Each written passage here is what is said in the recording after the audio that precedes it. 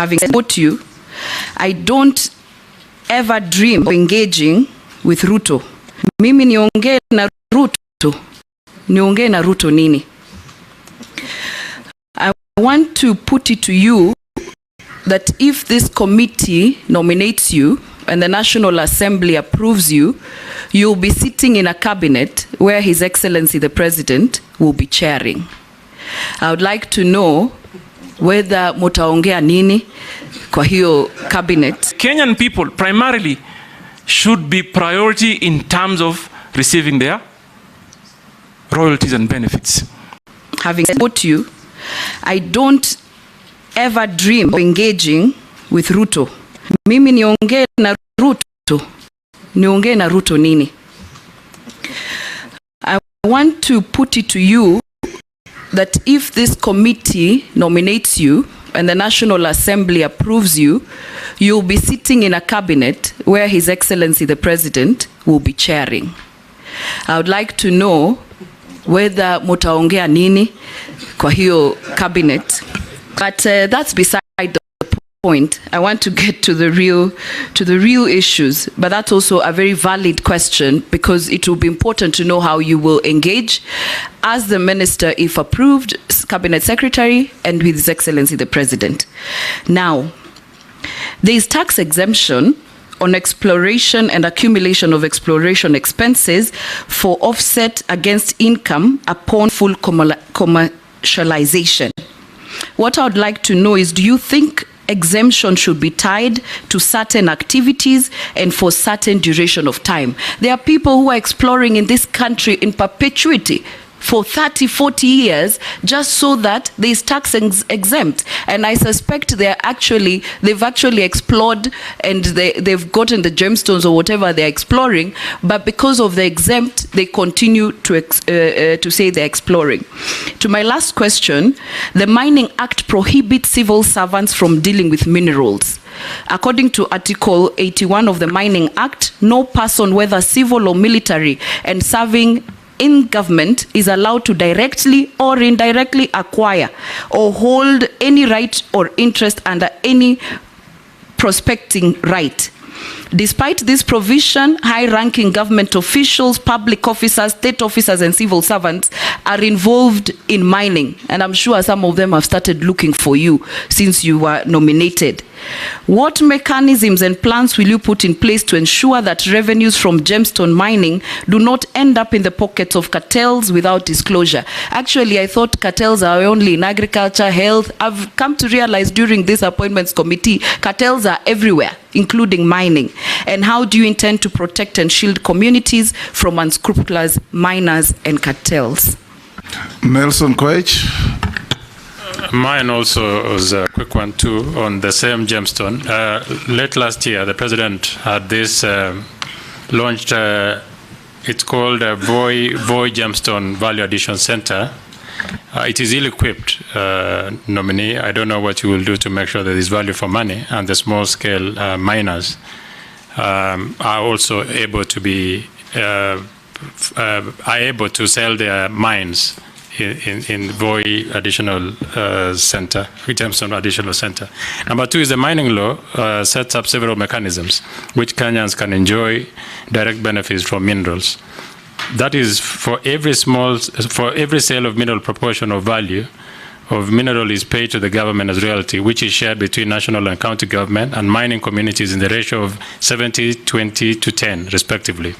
How then will you do differently to ensure the same is adhered to mining communities and county benefits?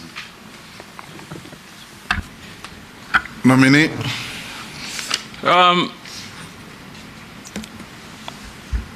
Honorable Naisula, you talked about exploration, but my research tells me, and I'm yet to get a detailed brief from the ministry, that you're imagining there are people doing exploration for 30 years. There are people doing prospecting for 40 years. How that makes sense, I have no idea. Whether it happens anywhere in the world, certainly it cannot be. How do you prospect for 40 years? So we need to quickly relook into our policy, Mr. Speaker. We can't as a country. And this explains why mining GDP's contribution is under 1%. It can't continue like this. It can't continue. And Honorable Naisula, you are very right. If you thought you saw cartels, I've come to learn within this short period of time that I've been nominated, there are greater cartels in the mining industry. And Mr. Speaker, if you approve me, that is where I begin. Remove the cartels, remove the brokers. Mining industry in Kenya cannot be a market of speculators. Mr. Speaker, I've also learned that before someone hits the ground, you'll find instances where a company has exchanged hands more than 10 times. Someone has gone, applied for a license, given a license, sold it to the speaker, then sold it to Naisula, then sold it to Owen, then sold it to some farm in Canada, that one sells to China. All that time that they're speculating and gaining profits, the Kenyan people are losing. They are losing. It's only that and this is a task I'm going to take, because it looks like Kenyan population really do not have an idea of what geological minerals may be in the country. They must get involved, and I'll take it upon me to ensure they get involved. So I identify completely with your sentiments, Honorable Naisula, and this is an urgent matter that must be discussed and be realigned in a manner that works and defeats those cartels. Mr. Speaker, Mr. Speaker, Honorable Naisula told me nitaongea na. You don't have to answer that. Only fools don't change their mind. I was going to say it in Kiswahili. Go and answer the other question. Wapumbavu tu ndo wabadilishe mawazo. There is a question on communities. Yeah, I'm coming to that. Yes. Number one, I've already picked an issue on, for example, timely disbursement of royalties. Mr. Speaker, I was talking to some people from Taita Taveta County, some community. They have not received their share of royalties on a certain mine for the last 7 years. That can't work. What we need to quickly do is to ensure we create systems that function. And number one priority is that the Kenyan people primarily should be priority in terms of receiving their royalties and benefits. Mr. Speaker, we also have to have a conversation. I am looking forward, for example, to quickly engage the counties. The counties, according to the current law, receive a good chunk of royalties. Maybe we may need to look at our legal framework on how we can also cushion the communities in the counties by ensuring that we maybe ring fence some of the resources to development. Why do I say this, Mr. Speaker? You know very well. Geological minerals do get depleted. There are generations that will come many, many years after us, and this country must have something to show. We can't, it just can't be a story that Kenya had this and there's nothing to show. So, Mr. Speaker, I am going to engage and create working synergies with the counties and formulate, create a framework that is efficient in disbursing royalties. And also, if I go a step further, these communities must be organized. We must organize them. We must encourage them to get into cooperatives. We must encourage them in some instances. And I like that question because it gives me an opportunity to address something that we call back home as ancestral interests.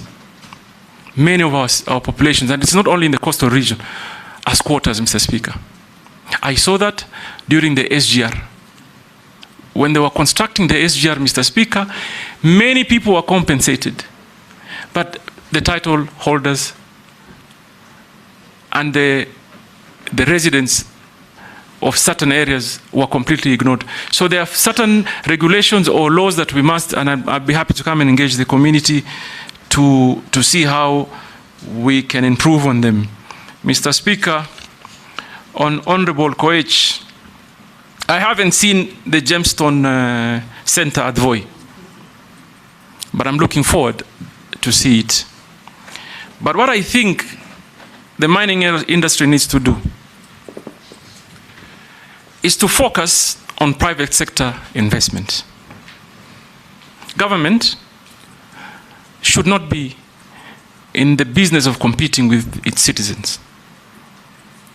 So there has to be concerted effort and specific focus to encourage private sector investment. Why do I say so, Honorable Koech? Because they will meet the global standards.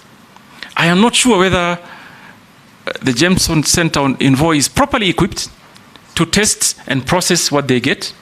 That is an urgent business for me. And I'm going to look into it as soon as I have an opportunity of possibly if this honorable committee approves me. So that we even are able to test, identify what minerals should be allowed for export, what should be kept home for value addition, and what should be put in the market and what values. And I have seen it. I have seen people from Voi coming into Mombasa with a small packet of many, many gemstones and almost sell them at wholesale price. Someone else picks them up, some foreigner will pick it up, go to Hong Kong, go to Thailand, and make double or triple the money that, that Kenyan ordinary man would. So I will look into that as a matter of urgency, Honorable Koech, and I'm hoping that I see the passion in you. We'll work together. Posing, then Gikaria, then Emase. In that order. Take those three. Thank you, Honorable Speaker. Honorable Joe, I hear you talk about policies and systems. Should you get the favor of the House, my proposal will be concentrated on the actions.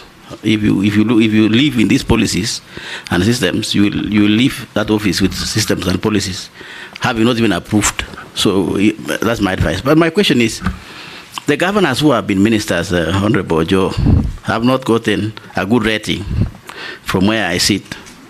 They have been accused of being desk ministers, governors, former governors. I don't know whether they got a lot of comfort when they were governors or they became two bosses when they were governors, and therefore they are not actually seen in the field. What will you convince this committee to believe in you? And particularly, I think I like the word you said, that what we lack is confidence. I think it's true, because I come from a mineral county, which is West Pokot.